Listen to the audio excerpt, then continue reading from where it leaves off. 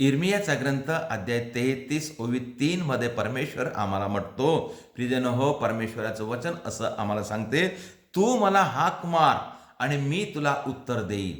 तू मला हाक मार, मी तुला उत्तर देईल आणि मी तुला अशा मोठ्या व गहन गोष्टी सांगेल की तुला त्याची जाणीव नाही, की तुला माहीत नाही. प्रियजन हो, परमेश्वर आम्हाला कशा प्रकारे संकटातून बाहेर काढणार हे आम्हाला माहीत नाही.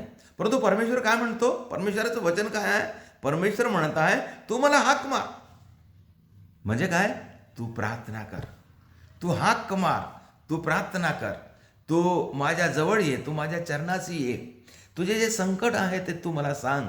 आम्ही मत्तयाचे शुभवर्तमान अध्याय 11 ओवी 28 मध्ये वाचतो, प्रभू म्हणत आहे, अहो कष्टी व भाराक्रांत जन हो, तुम्ही सर्व माझ्याकडे या.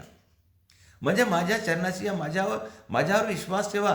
तुमचे जे बर्डन आहे ते मला द्या. मी ते तुमच्यासाठी सोयीचे करील, सोपे करील. मी ते तुमचे बर्डन मी स्वतः उचलील. प्रियजन हो, या वचनावर आपण विश्वास ठेवून आपले जीवन आपण प्रार्थनामय जीवन बनवूया. प्रार्थनामय जीवन.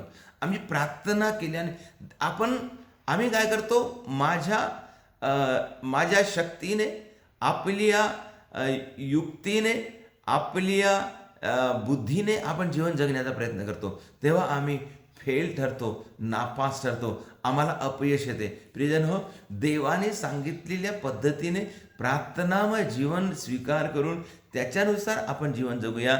आम्हाला कधीही अपयश येणार नाही.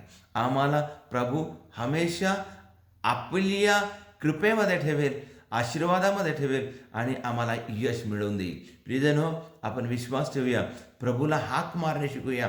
आपल्या प्रत्येक कामामध्ये, आपल्या प्रत्येक कार्यामध्ये आपण प्रभूला हाक मारून आपले कार्य प्रभूच्या हातामध्ये समर्पित करून प्रभूला सांगून, हे प्रभू, मी आज जे कार्य करत आहो ते मी तुझ्या हातात समर्पित करतो आणि मला आशीर्वादित कर.